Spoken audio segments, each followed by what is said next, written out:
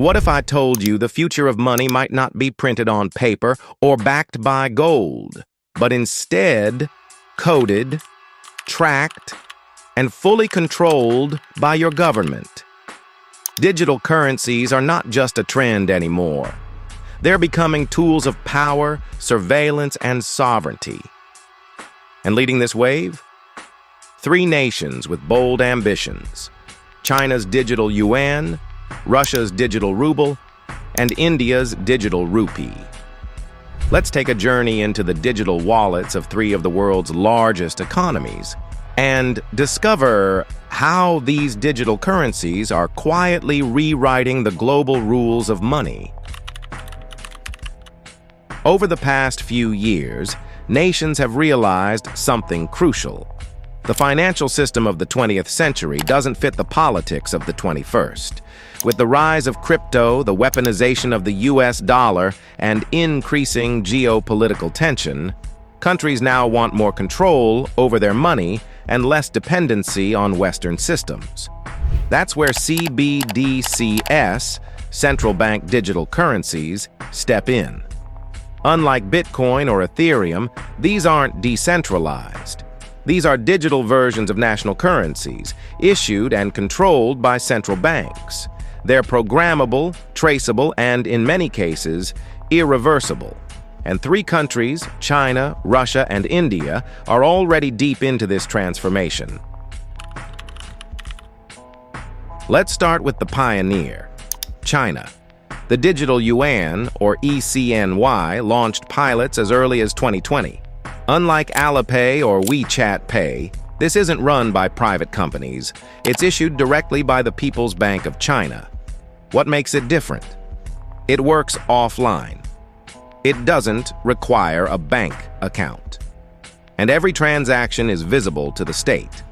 The goal? Internally, full visibility of economic activity, anti-corruption, tax enforcement. Externally, offering a dollar-free alternative to partner countries in Africa, Asia, and the Belt and Road. It's not just a currency, it's a geopolitical tool. Imagine trading oil, food, or technology and never touching the US dollar. That's China's playbook. Now, let's move to Russia, a country under heavy Western sanctions. In 2023, Russia rolled out the digital ruble pilot phase, accelerating under pressure from being cut off from SWIFT. For Russia, this is a matter of economic survival. The digital ruble is designed to enable cross-border transactions with friendly nations, circumvent Western payment systems, stabilize internal banking under sanctions. But there's another layer: resilience.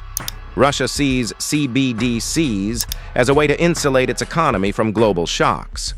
While it's still in its early phases, Russia plans to integrate the digital ruble into everything from retail to pensions. And in a country where cash is still king, this is a bold experiment. Now let's head to India, the world's most populous country and fastest-growing economy.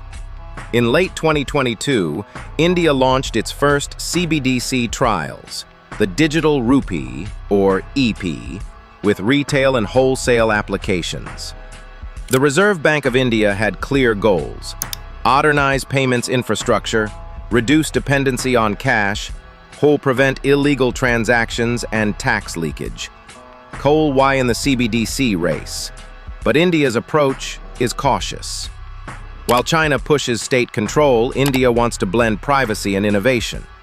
The digital rupee is interoperable with UPI and is being slowly tested in banks, retail shops, and even interbank settlements.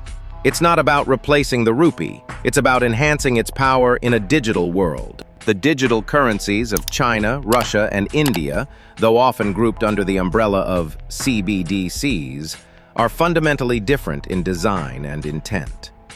China's digital yuan is a centralized tool of power and surveillance launched by the People's Bank of China to replace cash, monitor spending, and expand global influence through Belt and Road projects. Russia's digital ruble, born from economic sanctions and global isolation, aims to ensure domestic stability and enable sanction-proof trade with allied nations. It's more about survival than expansion. India's digital rupee, however, strikes a middle path. It's cautious, focused on infrastructure modernization, and built on the existing success of UPI. India's goal is not global dominance, but digital inclusion and transparency within its massive economy. Together, these three currencies highlight the diversity of motivations in the digital money race and show us that CBDCs are not one-size-fits-all solutions, but reflections of national priorities. Now here's the big picture. These digital currencies are not just for show. They could fundamentally reshape how money moves across borders. Nations could trade directly, Yuan to Ruble or Rupee to Yuan, without touching the dollar. US might lose leverage over sanctions. Unthinkable countries may adopt these currencies to escape inflation or corruption. At the same time, there are risks. Surveillance. What happens when every cent you spend is tracked? Contractation. Will we end up in a multi-currency world with no global standard? Cybersecurity. What if a nation-state hacks your central bank? The answers aren't clear yet, but the direction is. So, what have we learned? The digital yuan is about power. The digital ruble is about survival. The digital rupee is about modernization. Each of these currencies represents a new chapter in monetary history, one where central banks don't just print money, they program it. The US dollar still dominates. But for how long? In the next 5 to 10 years, we may not just be talking about money, we may be talking about who controls it, who sees it, and who gets to spend it. And in that race, the digital battlefield has already been drawn. Thanks for watching this in-depth exploration from this channel. If you enjoyed this breakdown, hit that like button, subscribe for more finance stories, and share this video with a friend who still thinks paper money is the future. Stay smart, stay curious. See you in the next one.